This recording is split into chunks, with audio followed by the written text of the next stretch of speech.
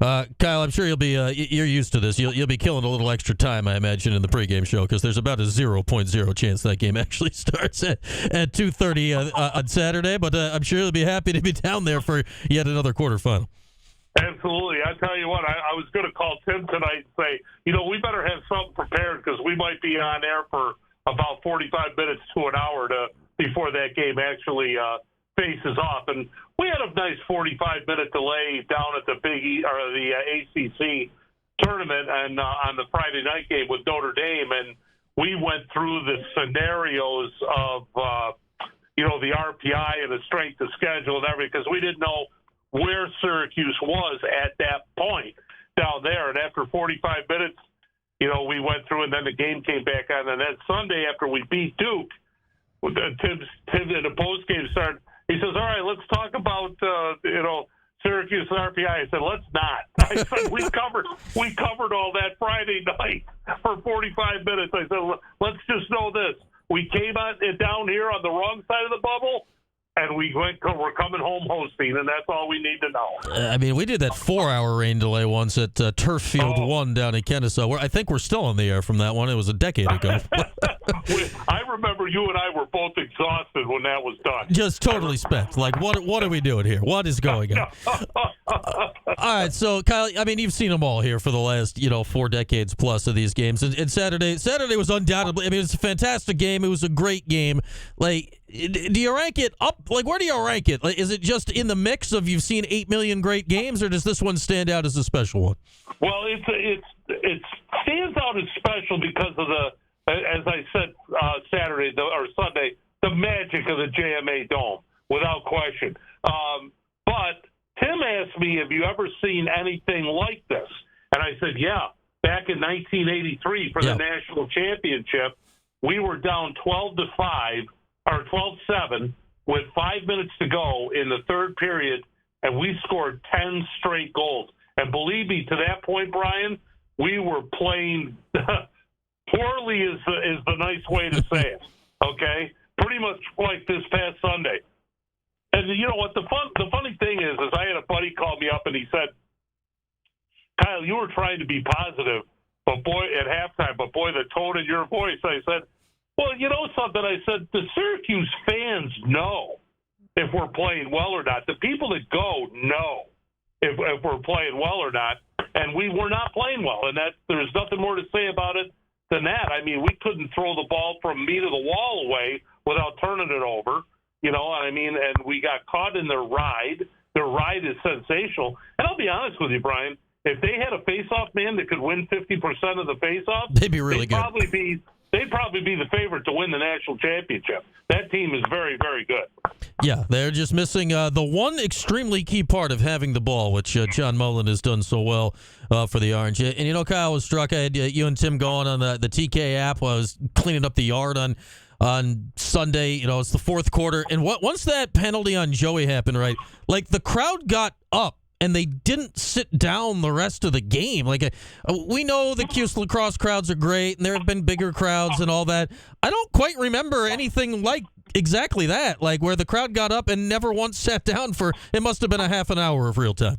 Well, I'll tell you, I think what happened, Brian, is obviously they had a 5-goal lead. There was a loose ball on the ground, and the loose ball is like 15 yards from the cage. Okay. Joey Spallina is going down to pick the ball up or try to because he's, surrounded. There's like 2 SU guys, 2 Harvard guys. And then Owen Guest comes in out of nowhere, one of their middies, and blatantly cross-checks him in the back of the helmet. And it's not like it slid up his shoulders or anything. He cross-checks him in the back of the helmet. And why he would even do that is absolutely beyond me with a 5-goal lead and the ball so far away from the goal. But he does that. They get a 1-minute full serve. In my opinion, it should have been a 2-minute full serve because it was direct contact to the head. Mm-hmm. But 1 minute full serve, and all of a sudden, I think the crowd saw that it was kind of like a cheap shot, and they were pissed. Of course, the refs got it right, and all the people in front of us in the crowd were holding up 2 fingers. For a 2-minute non-releasable, and that started the booing, and that is when they did not sit down the rest of the game. And, of course, talk about, I've always said this about the crowd. The crowd, Brian, does not intimidate the visiting team. It energizes the home team. And at that point, it was game on because we scored 3 goals. And actually, if you want to call it 4 goals, we scored 4 because we won after the penalty release. We won the next face-off. We had the crowd was going crazy, and we went down and cut the lead to 1. Mm-hmm. And then the same kid, about 3.5, 4 minutes later, Owen Guest, there's a shot on Jimmy McCooley, makes a fabulous save down his knees. Now the ball's loose in front of the cage, and everybody's scrumming for it. And Nick Kikamo somehow comes out of that mess with the ball in his stick. And the same kid who hit Spallina cross-checks Kikamo in the back to the ground. It was an easy call. And that gave them a 30-second. They called it a push. That gave us another man up, and we scored again to tie it. And, boy, the Dome was in full throat. And I'm telling you, Brian, you and I did a lot of games together. I've never heard it that loud in there. It was so loud that Tim actually had to turn down the crowd mic a couple times because he couldn't hear us. That's how loud it was getting down there. And that's why I gave the Saab Intelligent Player of the Game to the crowd, not to anybody else. Of course, Johnny Mullen probably deserved it at 28 out of 32 at the faceoff, but the crowd pushed and willed that team to victory out there, and it was never more evident than when they got together or they started lining up for the handshake line. Our entire bench, or players that were in single file, turned to the crowd and pointed with both hands up to the crowd like this was yours, and the crowd roared again, and then they did the handshake, and boy, the crowd didn't leave for a long time. The crowd enjoyed it. And Brian, how many times have I said it? We have the greatest lacrosse fans in the country, period. And we play in the best stadium in the country, period. And we got some of that magic on Sunday. Yeah, that was the Dome magic certainly come back to life. I'm certain there have been like louder moments in the Dome, but consistent like volume like that for like a half hour straight. It was wild to hear down the stretch of the game. And now, we've seen Syracuse dig crazy games out. Like, I mean, they seemingly can do one of those every year. So they kind of all blend together at some point. But now here you are, right? You're alive. You're into the quarters. And you're back on the same exact stage that the season ended at last year. What presents to you differently, Kyle, here this year than when they got to this stage last year? Well, I think last year, Denver was a defensive-minded team, and they played great. Defensively against us, they played really, really good. We had a chance to tie it with about 2 minutes to go last year. Joey Spallina had an open shot, but just wrung it off the crossbar. And, but they played great. The Denver played great against us. Their defense was outstanding. And our defense played well in that game, too, but they scored one more at the end, and that's all they needed. Now it's a little bit different because Princeton is, you can sit there and say defensive-minded. They're offensive-minded. Mm-hmm. And believe me, they have, everybody talks about the kid from Cornell, C.J. Kurst, but they got a kid by the name of Coulter Mackesy, I think that you and I saw when he was a freshman, or maybe it was me and Tim, and we sat there and we said, wow, that kid's a freshman. This kid is really, really good. And he's a Wharton finalist. So, that says it all down there. And the great attack line they have with, Chad Palumbo and Nate Cabrini. And, this is a real good team. I think the one area that Syracuse may have an advantage in is the face-offs, because they're clipping in at less than 50%. And we all know Johnny Mullen is clipping in at about 66%. So, and that means a lot in the game of lacrosse, because you know as well as I do, Brian. The name of this game is possession, mm-hmm. not turning the ball over. Getting the ball, getting good shots off, and hopefully that'll be the storyline on Saturday. Yeah, we look at it going on right now, and I think honestly the time that Syracuse played Coulter Mackesy, go figure, it was also the game where Syracuse broke Sam English's spleen, and now he's he's on Syracuse playing against them. Go figure. That'll be a big storyline on Saturday for sure. But Man, you look at John Mullen, you look at some of these years. I mean, the last time, unfortunately, it's 12 years ago now, the last championship game the Orange were in, they lost it because they never had the ball after the first quarter against Duke. And you look at some other ways seasons have ended over the years, it's been face-off issues, which have killed it. I don't know if John's the best guy in the country, right? But he's certainly on the short list right now. This is a guy, like, if you're going to somehow pull this off, right, Kyle, this is a guy you got to ride here for the next week and a half. Well, the bottom line is this, Brian. The bottom line is this. We went down to the ACC tournament. We won the ACC tournament because of John Mullen. Mm-hmm. Now, I know, let me be fair, Jimmy McCool had a game against Notre Dame that I don't think they've seen with 20 saves. And then he comes back with Duke with another 10 saves like that. But John Mullen won 79% of the faceoffs down at that ACC tournament. And the bottom line is, when you keep getting us the ball, we'll figure it out. And the other thing that was great about that, too, was we had a great game plan. Pat March put in a great game plan for Duke in Game 2, and he sold it to the players. And he sold it by saying that, listen, we just played Notre Dame in 90-degree heat. They stressed us right to the end. Then the rains came. We had to delay. It cooled everything down, and they had the delay. They played at night. Duke did at night when it was much cooler, and they were ahead 12-1 at the half. Mm-hmm. And the bottom line is they got to rest a lot of their guys, so we can't go up and down the field with these guys. We haven't got the energy, so we're going to play slow. We're going to get it across midfield. We're going to take time off the clock. It's not really stalling. We're going to uncharacteristically work for a great shot. That's what we want. We want the perfect shot. And I think what that proved, Brian, if nothing else, is that Syracuse can play the up-tempo game and they can play the slow-down game. And that was important. I think that is important. That pays dividends down the road. This weekend it got crazy, obviously, but this past weekend. But I think that pays dividends down the road when your team is now confident that they can play whatever style they need to play and still be successful. Yeah, I mean, the slowdown game, you generally have to win a game like that somewhere along a path to a title, and I didn't know before the Duke game if this year's team was capable of it. You look at the team right now, what's your biggest worry heading into this weekend? I mean, we saw the turnovers, obviously, and sloppiness in the first half. Gary probably should have banged the time out there late toward the end of regulation. What pops out to you is like, all right, if Syracuse can get this under control, they'll be in good shape? Well, I think, Brian, the bottom line is clearing the ball. I really do. I mean, I think the turnovers are an anomaly. You know, I think we were pressing a little too much there, and that'll straighten itself out. But clearing the ball, Harvard does such a great job on the ride. They made us look like a bunch of simpletons out there. That's where our turnovers came from.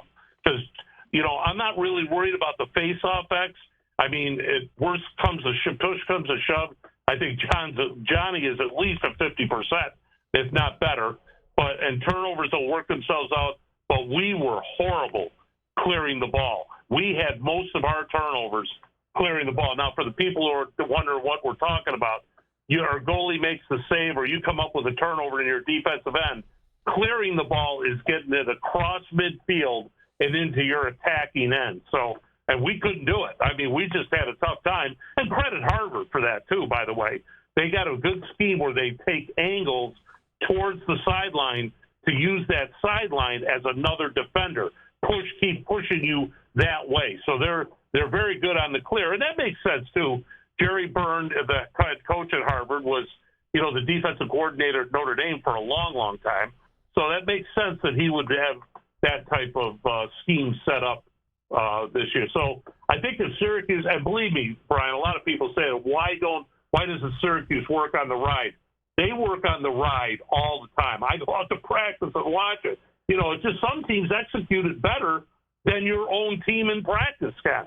You know, and I think that's what we saw Saturday out here. So they're working on the ride again. They're working on the 10-man ride. They're working on, you know, clearing the ball against the different type of rides that you'll see. There's two kinds, really, which is the 3-3 across midfield, 3 on one side of the midfield, 3 on the other side. And then there's, of course, the 10-man ride where the goalie comes out and guards one of the attackmen. So, and the long poles for Syracuse, they have the green light to shoot if they need it from down deep, and they can because Michael Grace and Billy Dwan have already proven that they can score multiple times this year on the 10-man ride. Yeah, heck, we saw, speaking of the rest of the tournament, Kyle, we saw Penn State score 2 bombs against Colgate's 10-man ride over the weekend. What'd you make of the opening round at large? Cornell threw pretty cleanly. Maryland threw cleanly. Obviously, Princeton threw cleanly. They were the top 3 seeds. We saw Notre Dame just absolutely wreck Ohio State, which was a bit surprising. Wow. Yeah, that popped out to me the most. I don't know what popped out to you. I'll tell you what, that popped out to me, but then again, I'm sitting here thinking to myself, Ohio State wins the regular season Big Ten, the Big Ten tournament, and our what's our reward? We get the 2-time defending national champion to open up the tournament with. And I'll tell you what, after Notre Dame, Kevin Corrigan made a comment after we beat him, said, "I've never seen us play that soft before." And I thought to myself, after he said that, and this was in the postgame, I said, boy, it's going to suck to be at a Notre Dame lacrosse practice this next week like that, because Kevin's a fiery guy without question. So anyway, but the one that stuck out to me, it didn't really stick out. I expected it. I don't think I expected them to win, but I expected it to be a 1-goal game. Was Richmond against North Carolina? Yeah. I mean, Richmond lost 3 games this year in the top 10 by 1 goal. All right? I mean, we're talking about a team that could be in the top 5. That's the game. That's the game. It goes one way or the other. But had it gone the other way, Richmond would have been like a top seed this year. Richmond's got a good team. Dan Shamati, who's a local kid here, West Genesee former player from years ago, he's done a great job down there coaching that team. And quite honestly, I think North Carolina, Owen Duffy's their star attackman, he's one of their star attackmen, is banged up more than they're saying down there. I think he's beat up a lot more. He didn't do much against us. He did nothing against Duke. And, of course, I didn't see that game, but because ESPN, I guess, had technical difficulties. But anyway, Richmond's real. Make no mistake about it. I'll say this, Brian. I think any one of these 8 teams could win the national championship. I really do. I mean, you could make a case. All have flaws, all have strengths, but you could make a case. I think Cornell is definitely the favorite, but I think any of these teams could win the national championship. Looking forward to it. Quarterfinals this weekend. Hofstra Saturday, Annapolis Sunday, Final Four next weekend. Memorial Day weekend, of course, in New England. Right. And let me just say one thing that was written in Inside Lacrosse this past yesterday, Monday. Okay. By Terry Foy, the publisher. Insinuating that to come to Syracuse, you got to play against a great Syracuse team, a vocal crowd, and upstate New York officiating. That to me is so far out of line. It's not even funny. By a guy who publishes Inside Lacrosse, the magazine and the website. Now listen, there's nobody that's tougher on officials than I am. Nobody. No, that's a fact. Officials don't win and lose 2 games. And the officiating in upstate New York, Baltimore, Maryland, Long Island is outstanding. This is one of the toughest sports to officiate in the country, if not the toughest sport to officiate. And yes, there are missed calls. And I usually point that out, as you well know. I said, but to sit there and insinuate that the reason Syracuse won had something to do with many factors, but one of them upstate officiating is way out of line by Terry Foy, the publisher of Inside Lacrosse. Mm-hmm. Terry Foy, friend of the show. Kyle Fetterly, friend of the show. At odds. We'll see if we can sort that out between you guys. I didn't see that from Terry. I'll have to look that up. All right, Kyle. Well, I know you'll call out the refs or something on Saturday. That's just the way it goes in the quarterfinal. Hopefully, I'm calling a lot of goals out. Hopefully. You never know what's going to go on this weekend. Always a crazy one. All right, enjoy Long Island. We'll be listening. We'll talk soon. All right, take care. All right, there he is, our guy, Kyle Fetterly. I don't know what Terry Foy said. I didn't see that one. We'll have to look it up. Yes. With that, we'll step aside for a few here in this hour. Brought to you by William Mattar. Phone lines open next little bit. 315-437-7644. Matt Vincenzi, Sports Illustrated PGA Championship preview in hour 2. Back after this here on Q Sports Talk and